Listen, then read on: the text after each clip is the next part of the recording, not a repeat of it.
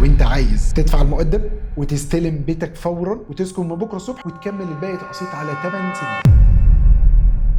ده ما فيش بقى ولا جو تستنى 3 4 سنين وسنه تاخير وسنتين تشطيب وسنه لاندسكيب يخلص ووتر فيتشرز. لا، ده هنا انت تدفع 5% النهارده، تدفع 5% بعد 3 شهور وتستلم بيتك، وهتستلمه متشطب كمان، وهتستلمه بسبيكس عاليه جدا. تستلم تاون هاوس 3 اوض نوم بلس ليفنج روم ارضي واول وبنت هاوس. اللاندسكيب خلصان، الووتر فيتشرز خلصانه، 32 حمام سباحه موجود، المسجد موجود وشغال، الكوميونتي سنتر شغال اوريدي، بقى في ناس عايشه فيه من النهارده، كامل الخدمات كامل المرافق. انت هنا بتاخد في لافيستا واحد من اقوى المطورين اللي في مصر. لو اي حد دخل اي مشروع للافيستا، يعني انت مثلا ممكن تخش مشروع الباتيو 1 باتيو 2 اللي قصاد الرحاب وتتفرج على قوه المشروع ده اللي انت ما تعرفوش ان بقاله حوالي 15 20 سنه. الفيلا اللي لونها ابيض حتى الان لسه لونها ابيض، وده حاجه فعلا مش سهله ان المطور يحافظ على الصيانه بتاعه الكومباوند. دي حاجه بفلوس كتيره محدش يعملها غير مطور محترم. مشروع فيلا بس على مساحه 900 فدان في موقع استراتيجي. المشروع في قصاد هايد بارك الناحيه الثانيه على الدائري الاساطي على طول. على يمينك زد الناحيه الثانيه مسجد الفتاح العليم، كملت بعديها بشويه هتلاقي المستقبل سيتي واعمار وصادق واللي انت عارفه ده كله. انت اوريدي على الدائري الوسطي، وده بيسهل الاكسسبيليتي ليك وانك تتحرك لاي مكان. حبيت تروح الجامعه الامريكيه في اقل من 10 دقائق فعلا تروح الجامعه. حبيت تاخد طريق القطاميه 5 دقائق للقطاميه عين سخنه. حبيت تاخد طريق السويس 5 دقائق لطريق السويس. فرصه حلوه قوي لو انت عايز تدفع المقدم